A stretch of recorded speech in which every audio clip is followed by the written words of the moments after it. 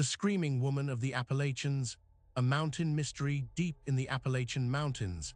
An anguished woman's screams echo through the hollows where no woman exists to make them. Long before the national parks mapped the ridgelines and hollows of the Appalachian Mountains, those who lived and worked in the remote reaches of America's oldest mountain chain knew to listen. The forests spoke in recognized tongues. The rustle of deer through laurel thickets, the territorial cry of owls claiming hunting ground, the crack of falling timber announcing age or storm damage. But among these familiar sounds, another voice emerged with disturbing regularity. A woman's scream, unmistakably human, expressing terror or agony so profound that it drove experienced woodsmen from their camps and sent solitary travelers running toward populated valleys. The phenomenon appears in the documented record across the full geographic extent of the Appalachian Range, from the southern reaches in Georgia and Alabama through the central mountains of Virginia and North Carolina, northward into Pennsylvania and beyond. This is not a localized haunting tied to a specific structure or a particular tragedy. The Screaming Woman represents something far more dispersed, reported across centuries and countless communities that had no means of coordinating their accounts. Folklorist Vance Randolph documented accounts in the Ozarks during his systematic collection of regional supernatural tradition in the early 20th century. His informants described the phenomenon with consistent details. The voice is clearly female, clearly in distress, and clearly without physical source. Hunters familiar with every sound the wilderness produces insisted this was different. It was not an animal, despite the obvious candidate that skeptics immediately suggest. The screams of mountain lions are well documented in both wildlife biology and frontier accounts. Those who have heard both insist the comparison fails. The mountain lion's cry is distinctive but ultimately recognizable as non-human once the initial shock passes. The Screaming Woman sounds human because witnesses believe it is human, right up until the moment they realize no human should be present in that location, at that time, producing sound from no identifiable position. Regional oral historians working independently across the Appalachian chain collected similar accounts throughout the 20th century. These researchers operated without coordination, documenting local tradition in isolated communities that maintained little contact with neighboring valleys. Yet the phenomenon they recorded remained consistent, a woman's voice expressing extreme distress, heard in remote locations, defying explanation. The accounts cluster in particularly isolated areas, deep hollows where settlements never took hold, ridgelines accessible only by difficult foot travel, areas where the forest canopy creates perpetual twilight even at midday. Hunters provide many of the documented reports, men familiar enough with the wilderness to recognize when something violates natural order. These are not inexperienced hikers startled by unfamiliar sounds. These are individuals who have spent lifetimes reading the forest, who can identify bird species by call alone, who track game by the faintest disturbance in leaf litter. When these experienced outdoorsmen report abandoning camps they labored to reach, leaving behind equipment and supplies in their haste to depart, the weight of their testimony increases. A hunter does not easily surrender a favorable position during prime season. The decision to flee represents a calculation that remaining presents greater danger than the loss of time and resources. The temporal distribution of accounts is equally significant. Reports span from the 19th century settlement period through contemporary online forums where modern hikers and hunters share experiences. The consistency across time periods argues against cultural contamination, the possibility that witnesses report what tradition has taught them to expect. Communities separated by generations describe the same phenomenon in the same terms. Witnesses frequently describe the sound as approaching over time. A distant scream becomes closer, then closer still, as though the source is moving toward the witness despite no visual confirmation of approach. This creates the psychological architecture of pursuit, transforming the witness from observer to target. The sound that initially prompted concern, a woman might need help, becomes a source of dread as the impossibility of the situation resolves into awareness. Some accounts include additional details that deepen the mystery. Witnesses report that the screaming occurs during particular atmospheric conditions, when fog settles into valleys, when approaching storms create oppressive air pressure, during the transitional periods of dawn and dusk, when visibility decreases. Others note that the phenomenon seems concentrated during specific seasons, with autumn and early winter producing more reports than summer months. The psychological impact on witnesses is documented as severe and lasting.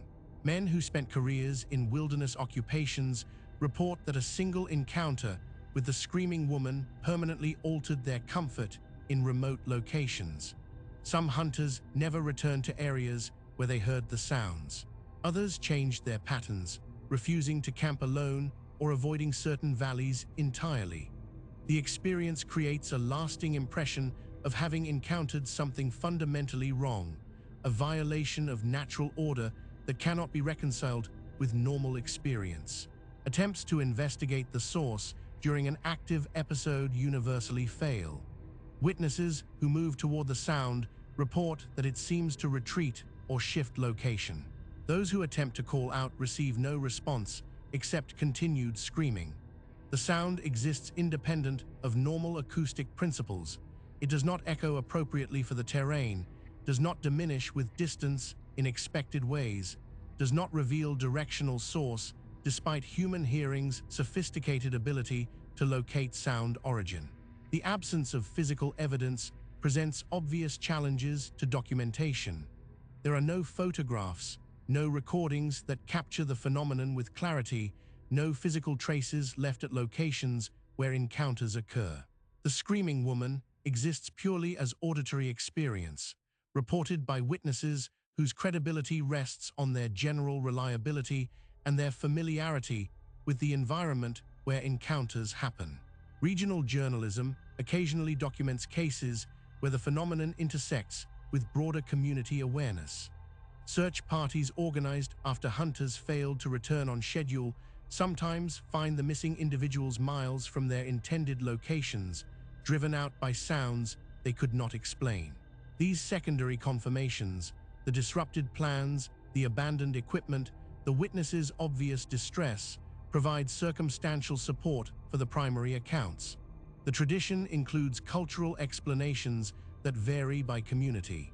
Some attribute the sounds to the spirit of a woman who perished in the mountains under tragic circumstances, though no specific historical event is consistently identified.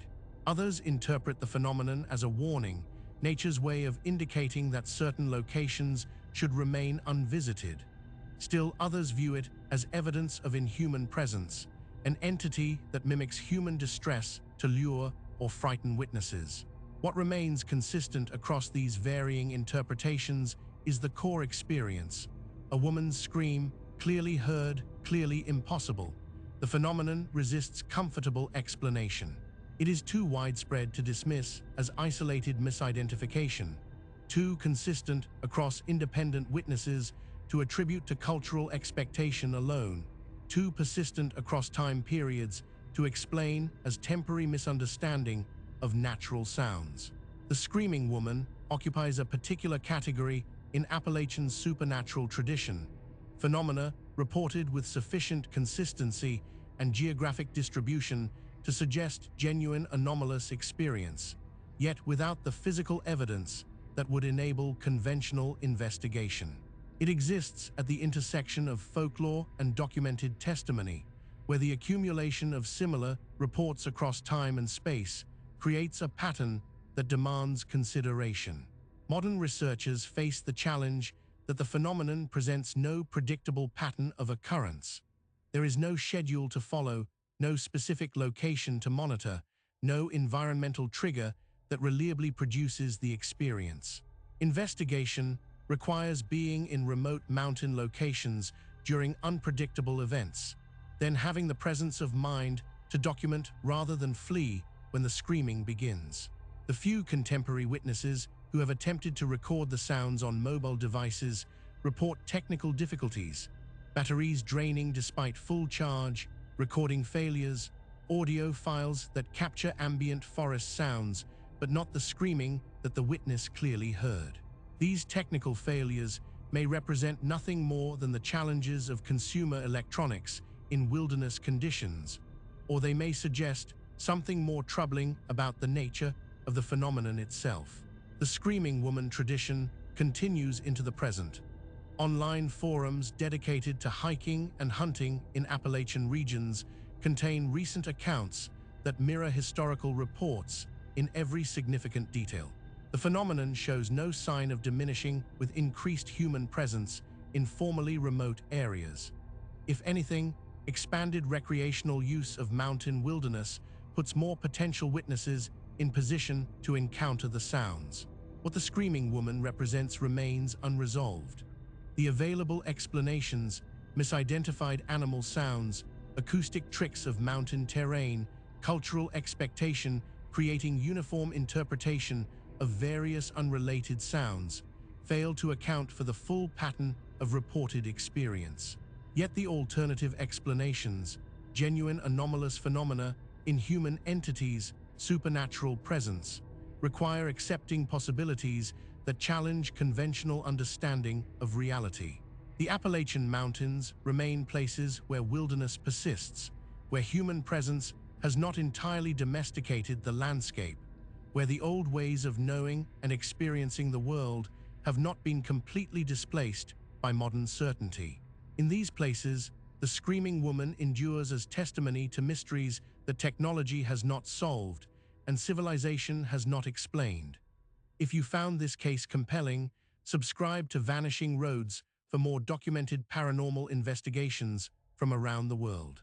This story was created with AI assistance based on documented case files. All events reference real investigations and reported incidents.